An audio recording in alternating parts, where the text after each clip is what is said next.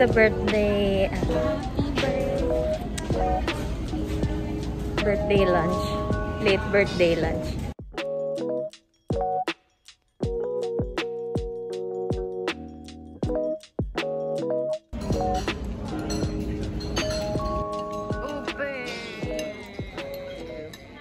Hi guys! Vlog takeover. So, dito kami ngayon. Naka-queue. Narinig kaya ako?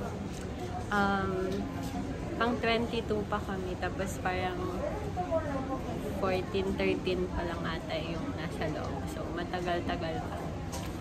Andito nga pala yung wow! Featuring. Oh, vlog ko talaga to. So, nakatayo siya kasi. So, busog from Tin Tai Fung. Hindi pa bumababa yung kinain namin. Sobrang salamat po, sponsored by the one and only. So guys, kinakabahan siya.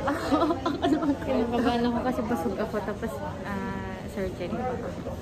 Oo. So ayun. Ano pa bang mga i-share? Maraming tao. Oo, maraming tao. Mahaba pa yung pila. So feel ko mga 1 hour pa kami mag-aasay. So, see you guys.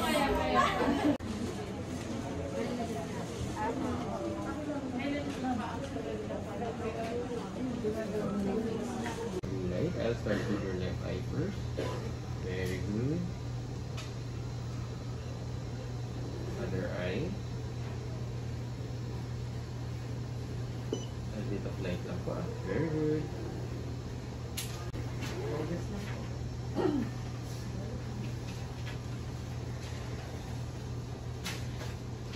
Close your eyes.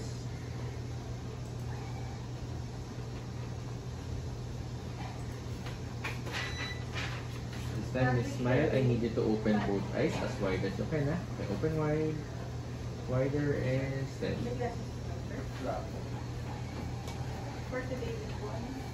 Close. Open wide again, as wide as you can, and steady. Close. Open again. Very good, steady. Close your eyes. Open wide again. As wide as you can, and steady.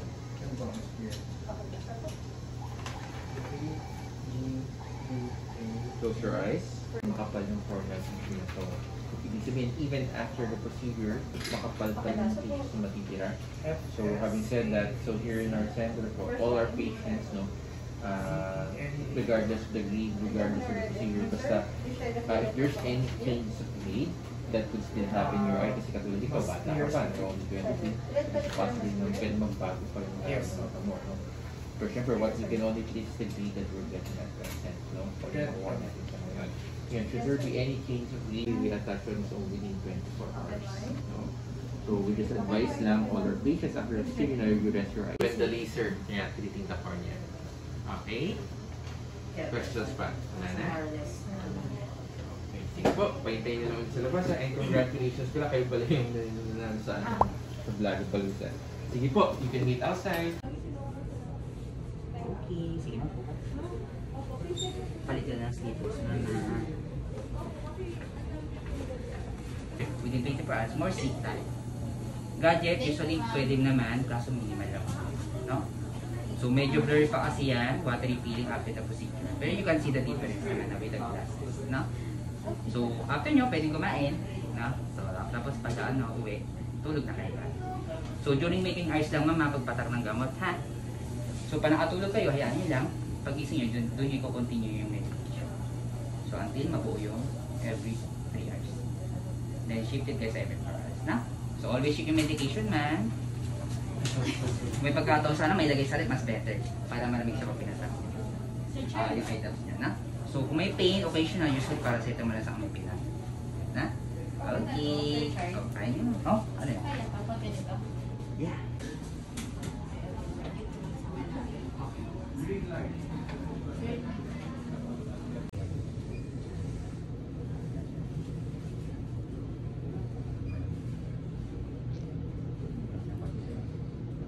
Tingin sa taas.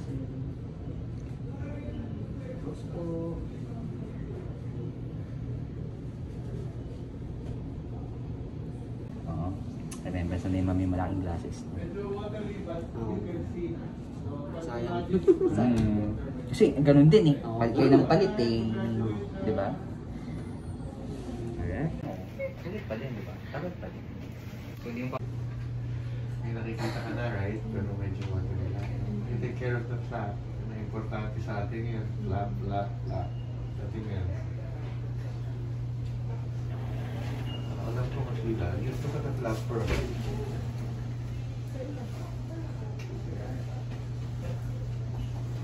Very nice.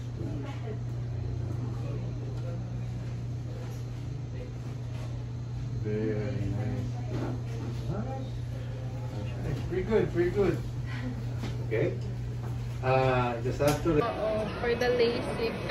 Hello guys! Wala ko makita. Sobrang bright ng lahat. Tapos parang ako napupuwi. Pero okay lang to. Sabi ni Doc, kailangan ko nang matulog. Kaya ganito ako ngayon. Pero bukas, hopefully tomorrow, I will clear na yung paningin ko. Kaya hindi ko ma-open yung eyes. Hindi nyo. Pero... Hi guys, ayun nakalabas na kami sa Borough. Tapos na ang aking follow-up. So, ayun guys, ang vision ko ngayon ay 2050. Oh my gosh, alam mo, akala ko pa 2035, 2020, gano'n.